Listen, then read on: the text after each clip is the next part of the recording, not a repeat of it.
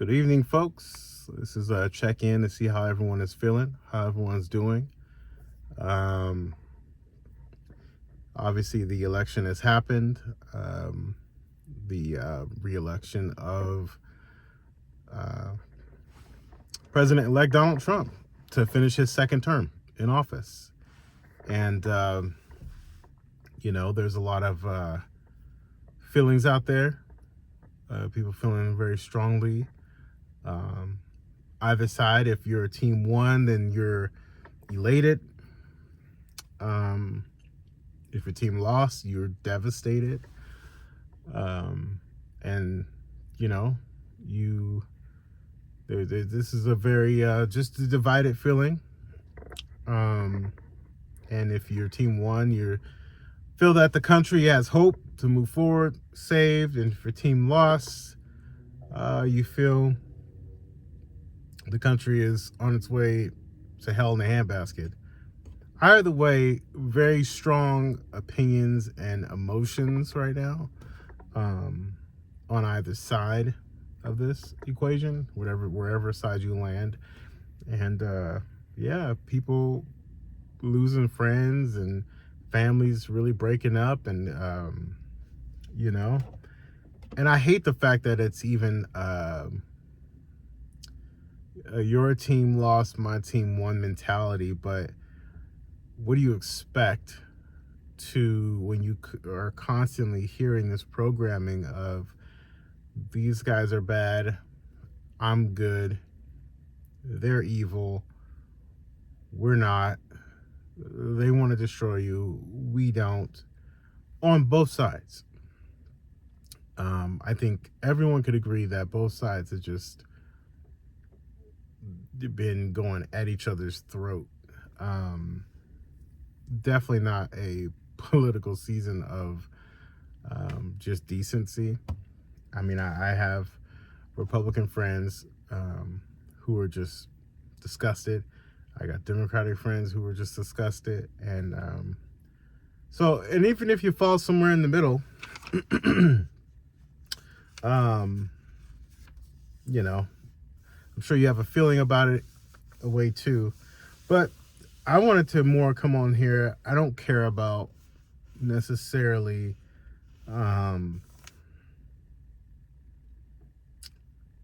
if your team won or your team lost type stuff. However, I do think there are some things that we can all take away, whether you voted Republican or Democrat, for Harris or Trump. Things that you could take away from this election season. And this one, I'll be honest with you, it felt a little different. Very, very different, actually. A lot of people feel there's a lot at stake here. And only time will tell, But here's what I will say, just as a little cautionary tale,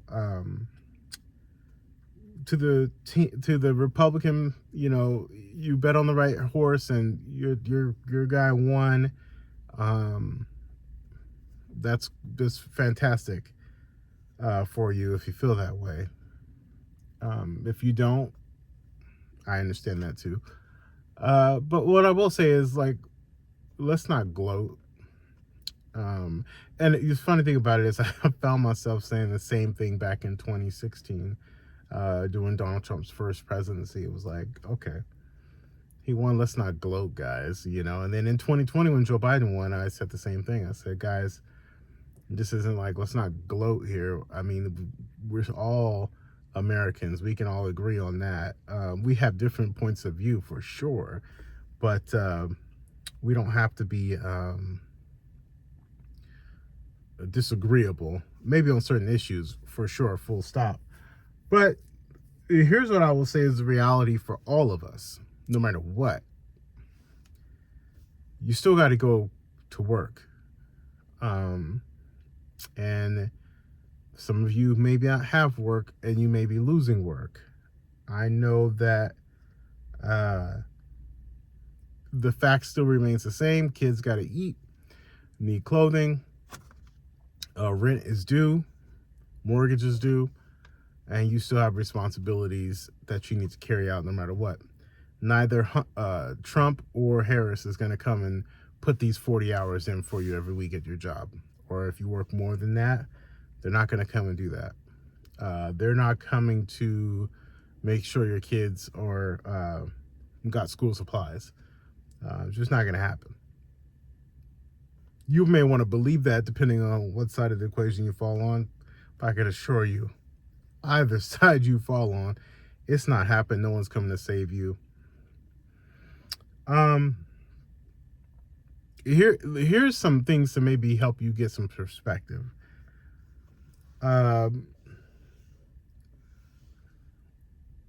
America is not in the best shape economically. Now, if you are watching this and you are one of the people who have benefited from the stock market going ballistic and asset prices going up, I'm sure you're elated, which as you should be.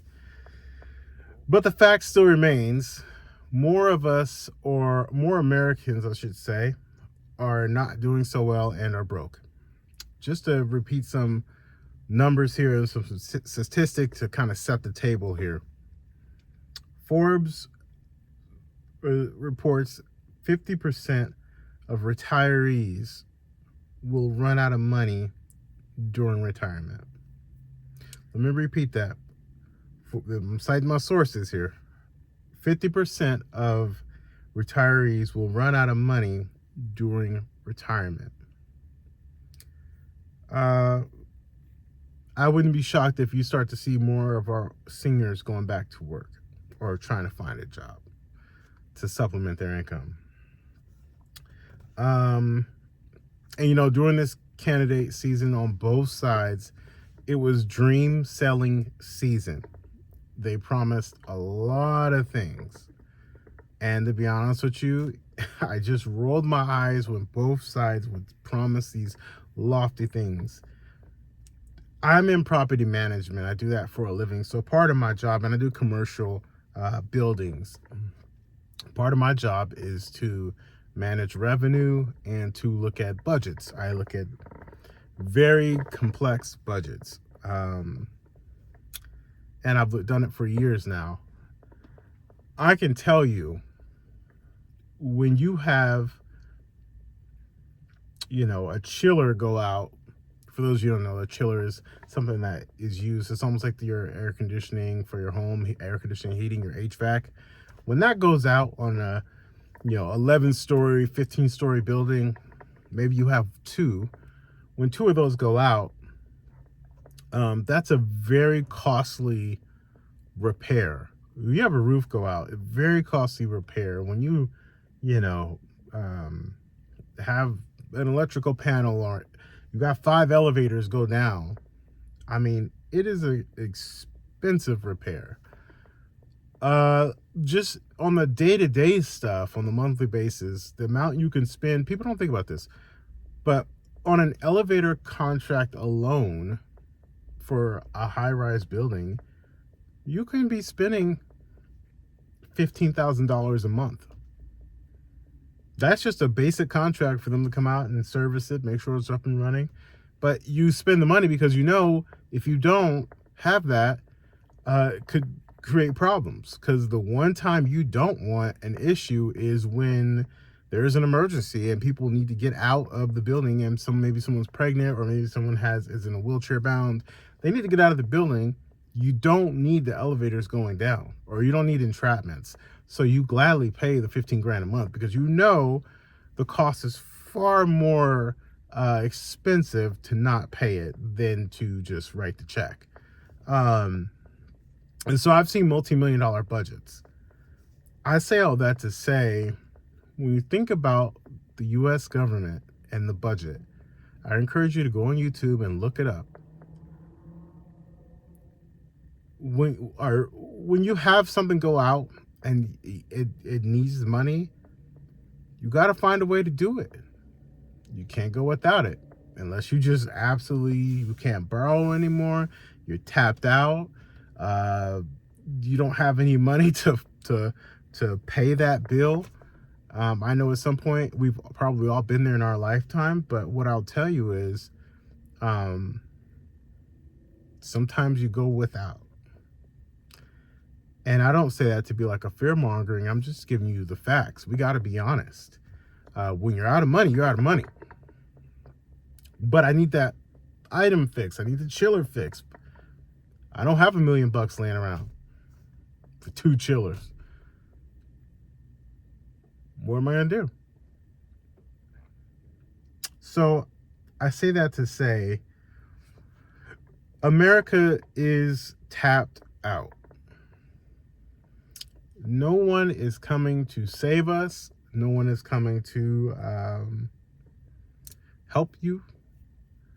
If you are one of the few that are fortunate to own assets that do kick off cash flow every single month, kudos to you. You are winning. If you are not one of those fortunate to own assets, an asset could be real estate, stocks, whatever you got that is 401ks, all these things, annuities, pensions, so forth and so forth. If you have a paid off mortgage or a paid off car, if you are not one of those people, you may want to go ahead and let's say your team didn't win, you may want to go ahead and dry those tears up and let's figure this out. That's what the purpose of my channel is, to get people to start thinking about it. But I think people really do need to start thinking about it. If your team won and you're not one of those people like that owns assets that I just talked about, you may want to get it together. You may want to get it together, because if 50% of Americans that have retired are going to run out of money in retirement, you've worked 30, 40 years and you've put money away, and you're going to, at the end of your career, at the golden age of your life, you have to go back to work. I feel like it's defeating. That defeats the purpose. Yahoo Finance. Tesla hits $1 trillion. Hopefully you guys have stocks in Tesla. I'm not a stock guy, but you know what? I'm going to have to learn it and get into it. I'm a real estate guy through and through. That's the purpose of my channel. But as I go along, when I do that, I will be happy to share. I'm not by any, I'm going from starting from ground zero, and I'm going to build that thing up, but best believe it's happening.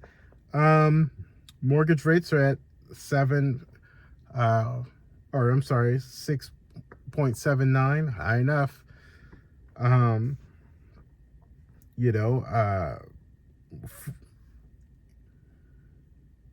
So the stock market surged $20 billion,